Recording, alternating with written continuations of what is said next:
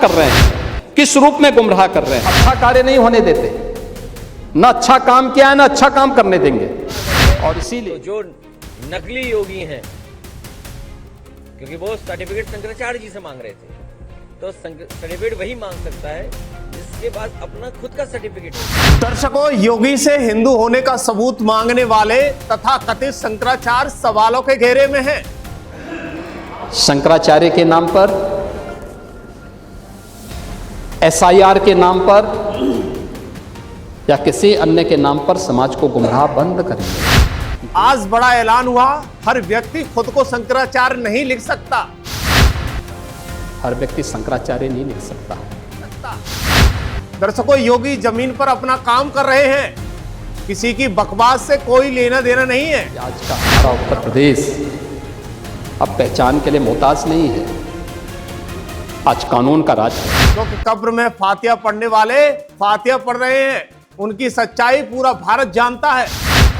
बाबर की कब्र में सजदा की इसका समर्थन करते हैं और वंदे मातरम का विरोध करते हैं। माफियाओं की कब्र में फतिया पढ़ने के लिए जाते हैं। योगी शासन में मर्यादाओं का उल्लंघन किसी भी सूरत में स्वीकार नहीं होगा। यूपी को कोई बीमारू नहीं कहता है।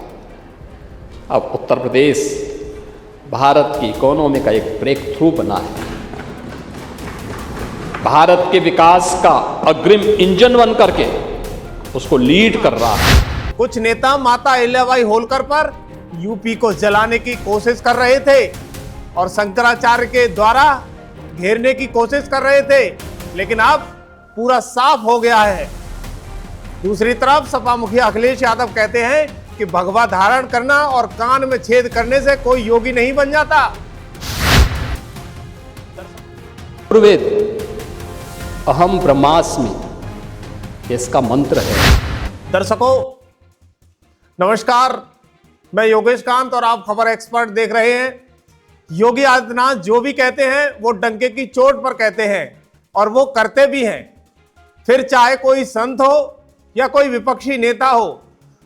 दरअसल तथाकथित शंकराचार्य विवाद पर उन्होंने आज सदन में चुप्पी तोड़ी है।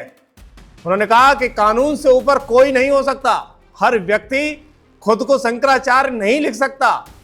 मुख्यमंत्री योगी आदित्यनाथ ने शंकराचार्य अवमुक्तेश्वरानंद से जुड़े हालिया विवाद पर पहली बार खुलकर रिएक्शन दिया है। मुख्यमंत्री योगी ने सदन में स्पष्ट लहजे में कहा कि मर्यादाओं का उल्लंघन किसी भी सूरत में स्वीकार नहीं होगा। हर व्यक्ति को देश के कानून का सम्मान करना चाहिए। दरअसल योगी सदन में कहते हैं कि देश के अंदर शंकराचार्य की पवित्र परंपरा है। जगत गुरु शंकराचार्य ने देश के 4 कोनों में 4 मठों की स्थापना की थी। उत्तर में ज्योतिषपीठ की स्थापना, दक्षिण में श्रृंगेरी और पूर्व में पुरी और पश्चिम में द्वारका का एक शिलान्यास हुआ था। 4 पीठों के 4 वेद हैं, ऋग्वेद, यजुर्वेद, सामवेद और अथर्ववेद। इसके सबके अपने अपने मंत्र हैं। यानी आदि जगत गुरु शंकराचार्य ने अनिवार्य किया कि जिस पीठ के लिए जो पात्र होगा उसे परंपरा के अनुसार मान्यता दी जाएगी। भारत के अंदर शंकराचार्य की पवित्र परंपरा, जगत गुरु शंकराचार्य ने देश के अंदर 4 कोनों में 4 पीठों की स्थापना की। उत्तर में ज्योतिषपीठ की स्थापना, दक्षिण में श्रृंगेरी, पूर्व में जगन्नाथपुरी, पश्चिम में द्वारिकापुरी। 4 पीठों के 4 वेद हैं, ऋग्वेद, यजुर्वेद, सामवेद और अथर्ववेद। इन सब के अपने मंत्र हैं।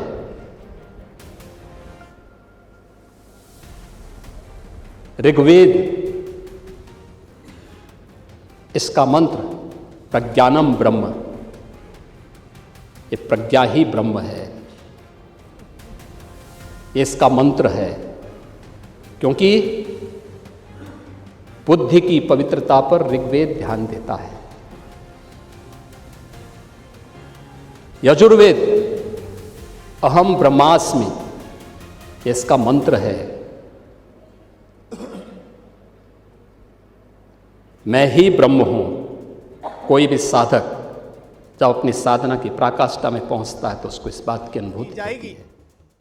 उन्होंने कड़े शब्दों में कहा कि हर व्यक्ति शंकराचार्य नहीं लिख सकता, हर व्यक्ति आचार्य के रूप में जहां जहां जाकर माहौल खराब नहीं कर सकता, यानी हर व्यक्ति अपने तरीके से माहौल खराब नहीं कर सकता है, यानी मर्यादाओं का पालन सबको करना होगा।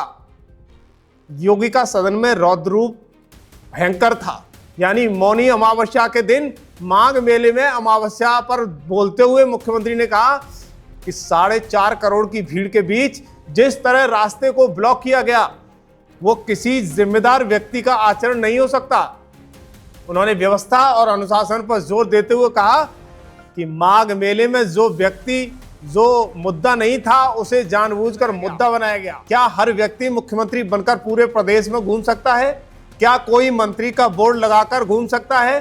क्या कोई सपा का अध्यक्ष बनकर प्रदेश में घूम सकता है? नहीं, एक सिस्टम है, एक व्यवस्था है। हर व्यक्ति शंकराचार्य नहीं लिख सकता। हर व्यक्ति हर पीठ के आचार्य के रूप में जाकर के जहां तहां वातावरण खराब नहीं कर सकता। उन मर्यादाओं का पालन सबको करना होगा। और अगर वो शंकराचार्य थे तो क्यों आप लोगों ने लाठीचार्ज किया था वाराणसी में? क्यों FIR लॉन्च किया था? आप नैतिकता की बात करते हैं। 4.5 करोड़ श्रद्धालु जहां पर आए हों, वहां पर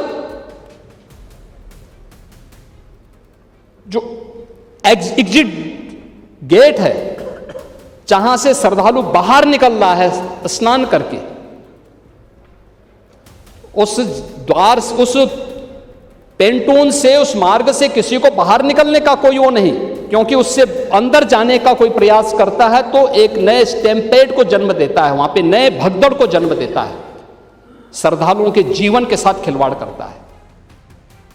सीएम योगी ने कहा कि मेरे लिए वही कानून है जो किसी आम व्यक्ति के लिए है, कोई व्यक्ति कानून से ऊपर नहीं हो सकता। मेरा यह मानना है कि भारत के हर व्यक्ति को कानून मानना चाहिए।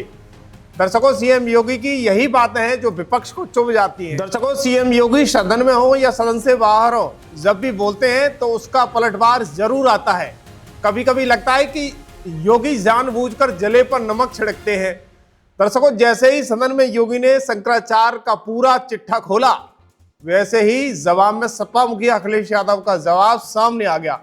सपा मुखिया अखिलेश यादव ने एक्स पर लिखा, पहन ले कोई जैसी भी चोले पर उसकी वाणी पोल खोले।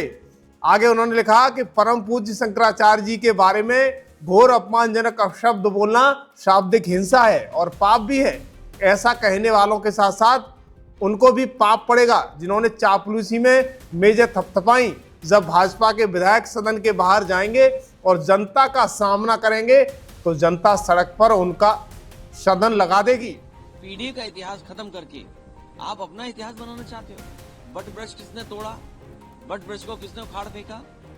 और नेपाल नरेश ने जो घंटा दिया था, जो सम्मान या हमारे रिश्ते की पहचान थी, वो घंटा कैसे चोरी हो गया? और केवल मणिकंका घाट का अलावा नहीं, देवी हमारी जो अहिल्याबाई, केवल उनका नहीं बल्कि 100 मंदिर भारतीय जनता पार्टी ने तोड़े हैं। और यही नहीं, हमारे पूजनीय शंकराचार्य को, जो हमारी पौराणिक परंपरा रही है, जो हमारी सनातनी परंपरा रही है, उस त्रिवेणी को तोड़ा है, जो किसी भी मुख्यमंत्री ने या किसी भी राज्य में इस तरह की परंपरा को, सनातनी परंपरा को किसी ने नहीं तोड़ा। तोड़ा अगर है तो जो नकली योगी हैं, क्योंकि वो सर्टिफिकेट शंकराचार्य जी से मांग रहे थे, तो सर्टिफिकेट वही मांग सकता है जिसके पास अपना खुद का सर्टिफिकेट हो। सदन लगा देगी। इसके अलावा उन्होंने आगे भी लिखा, लेकिन दर्शकों सोचिएगा कि जो लोग ज्ञान देने वाले हैं उन्हें अपना खुद ध्यान होना चाहिए, लेकिन वो दिन शायद याद हो या ना हो, लेकिन सपा मुखिया ये भूल गए कि 2015 में इन्हीं शंकराचार्य पर जमकर लठ बजाई, सर तक फाड़ दिया, दौड़ा दौड़ा के पीटा गया। तब इनका ये ज्ञान की गंगा कहां चली गई थी? और फिर सपा के पुराने इतिहास को खंगालो तो अपने आप सब पता चल जाएगा कि सनातन को बार बार कैसे वोट बैंक की राजनीति में आकर अपनी सरकार में नष्ट करने की कोशिश की गई है। लेकिन दर्शकों, इस सनातन पर जब भी आंच आई है तो कोई ना कोई राम भक्त सामने आया है।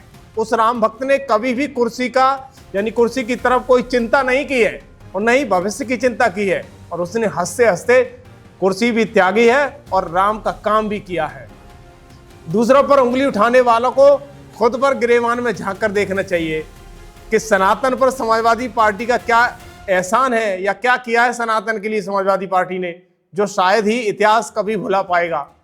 वैसे दर्शकों, आने वाले दिनों में सब कुछ साफ होगा कि कौन 2027 में कुर्सी पर, यूपी की कुर्सी पर बैठेगा। वैसे दर्शकों, आपकी क्या प्रतिक्रिया है? डंके की चोट पर बड़े बड़े गुंडे, माफियाओं, मवालियों को ठिकाने लगाने वाले यूपी से लेकर विदेश तक बुलडोजर बाबा के नाम से सुप्रसिद्ध होने वाले योगी आदित्यनाथ क्या यूपी सवाल पा रहे हैं या नहीं? क्या 2027 में योगी वापस आएंगे या फिर जाएंगे? हमें कमेंट में जरूर बताइएगा। आपका एक कमेंट हमारे लिए बहुत ही महत्वपूर्ण है। और नए वीडियो के लिए हमारे चैनल को सब्सक्राइब करिए। धन्यवाद।